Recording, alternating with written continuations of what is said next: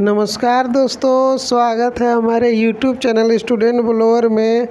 दोस्तों आज फिर से मैं क्लास 10th का ही एपी का क्वेश्चंस लेकर आया हूं दोस्तों, जो कि ये सीरीज आपका चल ही रहा है एपी का ही। अभी एपी का ही क्लास जारी रहेगा दोस्तों।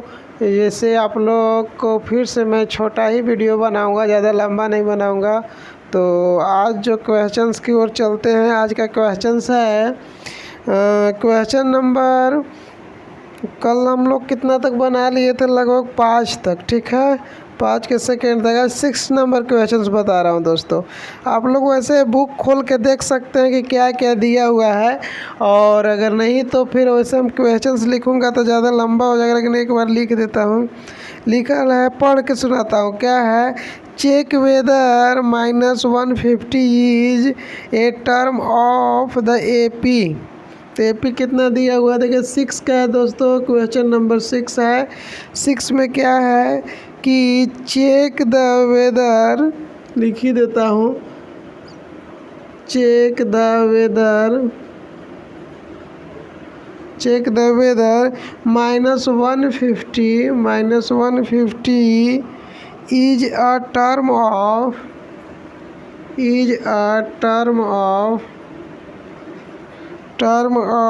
the AP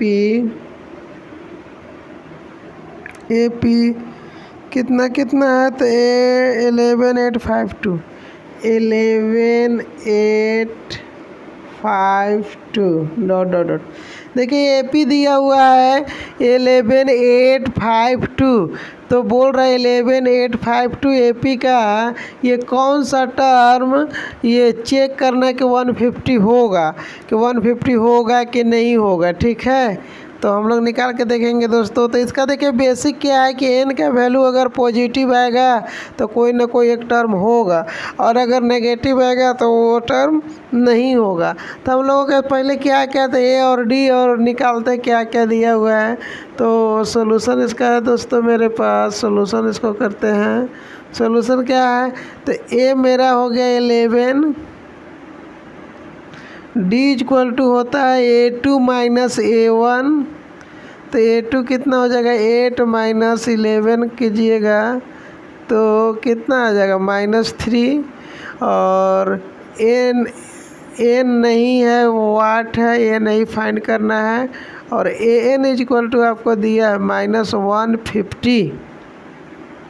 ठीक है, आप लोग बहुत पहले से फार्मूला जानते हैं दोस्तों AN का। तो AN इक्वल टू होता है A plus N minus 1 into D. N होता है।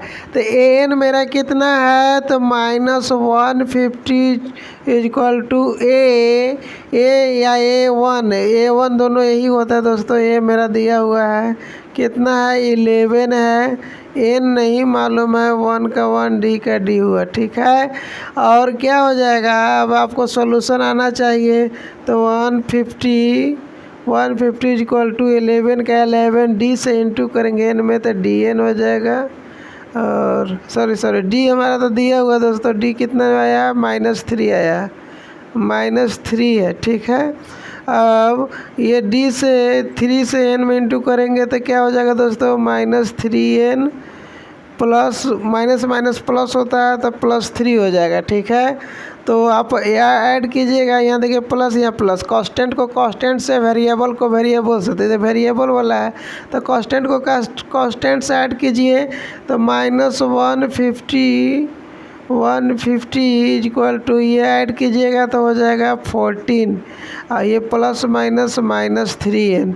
अब प्लस है ये दोस्तों, ये प्लस है, अदर साइड जाएगा तो माइनस, माइनस जब अदर साइड जाता है तो प्लस, और इनटू द डिवाइड तो मल्टीप्लाई। ठीक है, तो ये प्लस है, इधर अदर साइड जाएगा तो माइनस हो जाएगा। तो ये हो जाएगा, हम इस साइड से लिख रहे हैं लेकिन इसको अदर साइड ला रहे हैं, तो ये प्लस है तो माइनस हो जाएगा। तो 150 माइनस 14 तो हो जाएगा -3n इक्वल टू 1। इसको ऐड कीजिएगा तो कितना हो जाएगा? तो आपका हो जाएगा 64 माइनस 164। अब माइनस माइनस कैंसिल हो गया दोस्तों, तो n इक्वल टू हो जाएगा 164/3। अगर इसको डिवाइड कीजिएगा तो क्या आ जाएगा, 3 5 जा 3 3 3 जा 3 4 जा 54, 12 हो जाएगा और बच गया 2/3। ये इंटीजर फ्रैक्शन में आ रहा है दोस्तों, वो भी इंटीजर में आ रहा है। तो फ्रैक्शन कोई एक निश्चित टर्म नहीं बता रहा दोस्तों, ठीक है, ये टर्म नहीं बता रहा। तो पूछेंगे, ये में क्या पूछा है, check the whether -150 is a term of AP this much. तो नो लिखेंगे, नो, क्या कि नहीं है, क्या कि कोई कोई एक वैल्यू नहीं मेरा आया है, कोई एक डेफिनेट एक सर्टेन वैल्यू नहीं आया है। तो हम इसको क्या लिखेंगे दोस्तों, नो। आंसर लिखा जाएगा no. -150 is not a term of given AP, ठीक है। इज इट क्लियर दोस्तों? अगर आप लोग को नहीं समझ में आया होगा तो फिर एक बार बता दे रहा हूँ क्या हुआ है। तो आपका इसमें देखिए क्या दिया था, A1, ये आपका AP दिया हुआ है और पूछ रहा है इस क्वेश्चन में कि -150 जो है इस AP के दिया हुआ क्या टर्म है, कौन सा टर्म है, अगर है तो कौन सा टर्म है। तो पहले हम लोग चेक करेंगे कि AP में है, ये AP तो दिया हुई तो AP में है, लेकिन ये AP का टर्म 150 आता है कि नहीं, -150।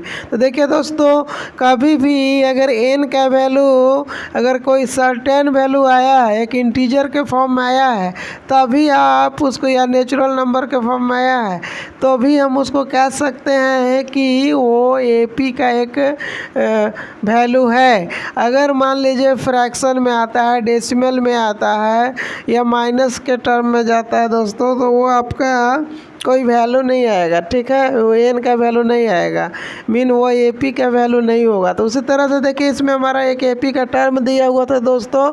तो इसमें क्या दिया हुआ है, A1 A2 A3 A4। तो हम लोग उतना नहीं, फर्स्ट वाले टर्म को हम लोग A1 बोलते हैं।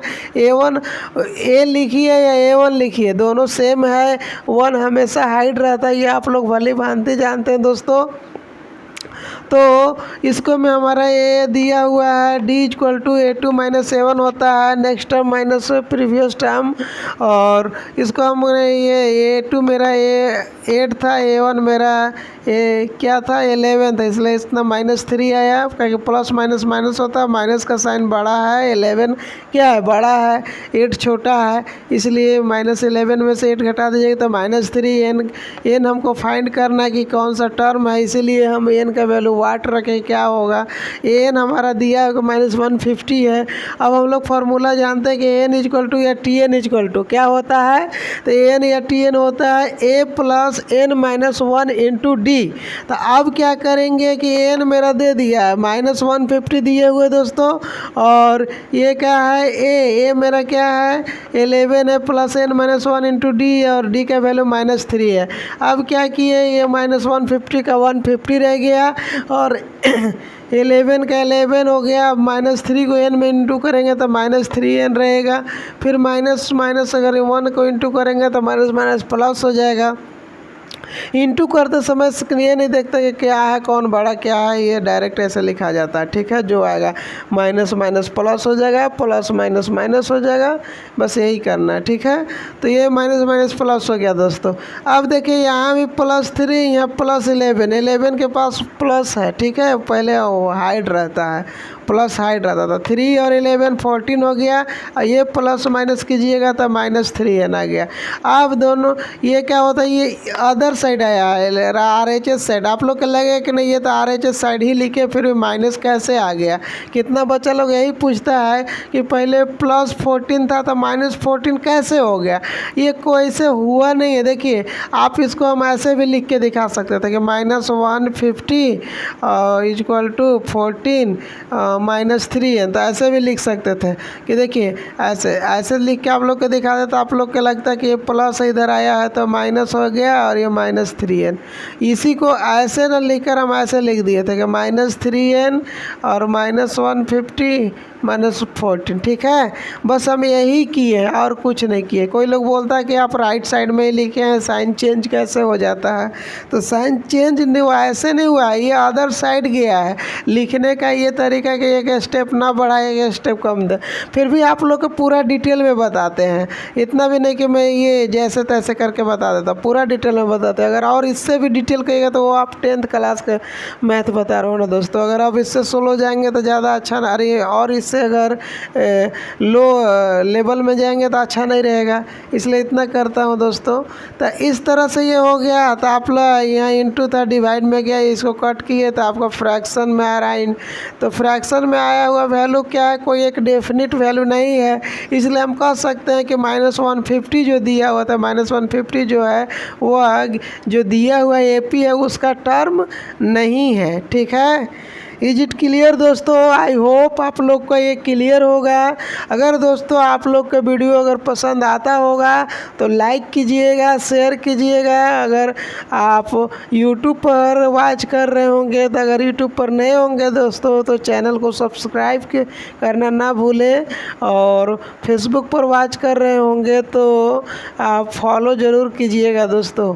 बस और अगले क्वेश्चंस में मिलता हूँ दोस्तों, इसी आशा के साथ, आपको उम्मीद के साथ कि मैं फिर नेक्स्ट क्वेश्चन से मिलूँगा। थैंक यू दोस्तों।